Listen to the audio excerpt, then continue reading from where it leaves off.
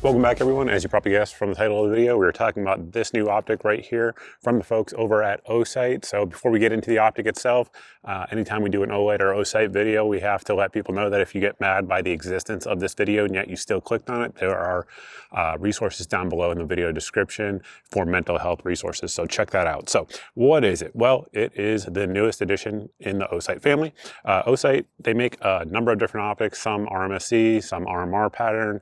This one is Trijicon RMR pattern. This is their large window profile.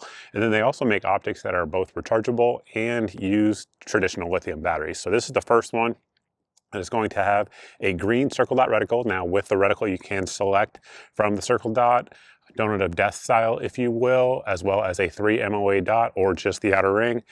I don't know why anyone would use the outer ring only, but it's an option if you want to.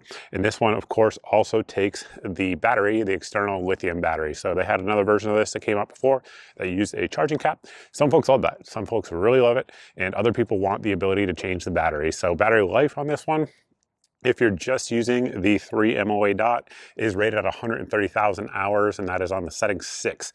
Speaking of settings, there are 8 daylight bright and 2 night vision settings on the optic. And like I said, it is a large window optic. I should roll the dimensions here on your screen, but it's fairly large. And of course, the controls are fairly simple, what you would expect. We have our elevation adjustment there on the top, and then we have our windage there on the right side of the optic. On the other side of it, we do have our buttons to make it brighter or dimmer. Since we've had this one in now for a few weeks. I put about 500 rounds on it, 0 issues of any kind, no flickering, no nothing. However, I did not do a drop test. It's kind of the standard here on the channel for these large window optics. I don't really think it's fair. They're not typically designed for duty use. They're designed more for competition type use, and dropping them is just kind of pretty much they'll all break, particularly if you have it on a full-size gun like this, which most people are going to be using it on. So if you're looking for something super durable, super rugged, they make enclosed ones that definitely are a better option in my personal opinion. But all in all, we've had 0 issues with it at all, outside of it getting a little gunked up from that little hole that comes on the Kimber 2K11 that we have been running it on. All in all, though, it has held up. Zero's been fine. I should note, it does come with all of the screws. That is one thing I like. Osight does that right, as well as Vortex. They include a ton of screws, and additionally, they also tell you what screws to use on what guns in the manual, so that way you don't have to guess and like thread one in and get it stuck and then pull it out and then thread a new one in and get it stuck. Ask me how I know. We've all been there. Those of you guys who have many optics mounted guns will know exactly what I'm talking about. Of course, right now there is a sale going on for this optic, so it should also include a bunch of other Osight optics. So if you're looking for anything that is on sale right now, there will be an affiliate link down below in the video description for you guys to check that out. Maybe even a QR code here on the screen for those of you guys that are watching on TV and stuff like that.